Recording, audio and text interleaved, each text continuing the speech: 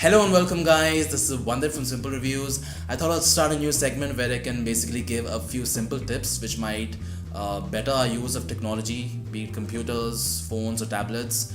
I might also give tips, suggestions and precautions which might help in buying new tech in the future. So subscribe to Symple Reviews to get notified about them. Anyhow, in this video I would like to talk about how to make our Android phones faster. I'm sure it can get really annoying and very stressful when our phones get slower and hang frequently. I'm sure all of us have been through this ordeal, especially more so when we actually shelled out a lot of money for top brands and flagship devices, which also get slower over time. This is in fact a natural process and can't be avoided completely, but there are a few things which you could do to make our phones faster. So if you are troubled by your phone to an extent where you actually feel like going for a new phone, maybe you could try these suggestions before you do so. First thing, this might be the most basic one in the list, yet effective. Uninstall not used apps. If we go through our phones, there are quite a few apps which we do not actually use.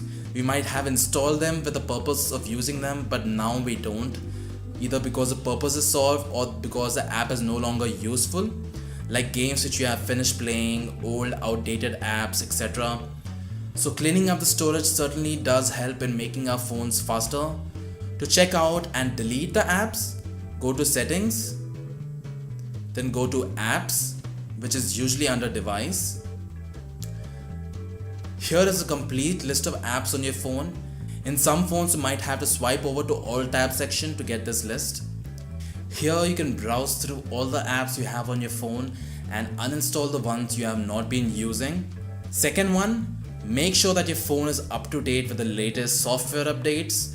Latest software updates usually add certain features and fix bugs that make your phones faster and easier to use. This tip is at number 2 because many times people don't update their software due to lack of storage space. So first ensure that you have deleted all unwanted apps and other things. So when you clear up that space, you can quite comfortably update to the latest software. Though you get automatic notifications for the latest software updates, you can also manually check for updates by going to the settings tab.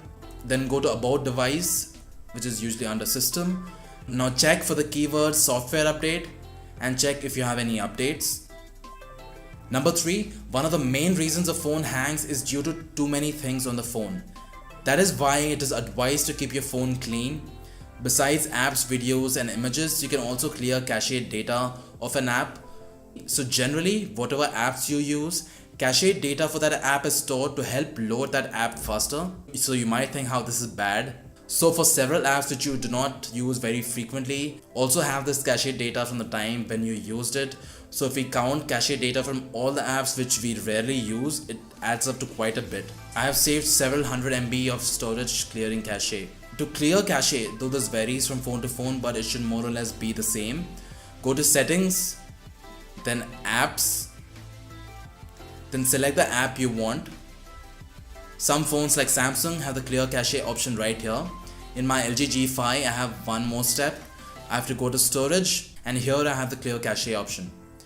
Clearing cache is completely safe. It might take a little longer than usual to open a certain app, so it's mostly advised to do this on apps which you do not use very frequently. Also, there is a difference between clear cache and clear data, so be very careful. If you clear data, you're basically resetting the app. So in case of a game, you have to start all over again.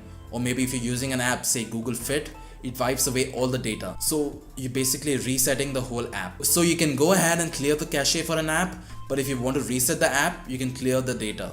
Both of these methods clear up the storage, so it makes your phone faster. And number 4, you could turn off the animations and transitions on your phone. The user interface on our phones have small animations or transitions, like when you're switching between screens or loading apps or while locking or unlocking your phones, etc.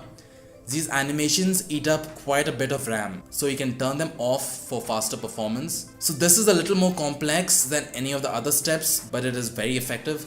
To do so, you have to enable developer options on your phone. You can do that by going to settings, then go to about phone and look for build number. Some phones might have it right here. In my phone, I can find my build number under software info. Here it is.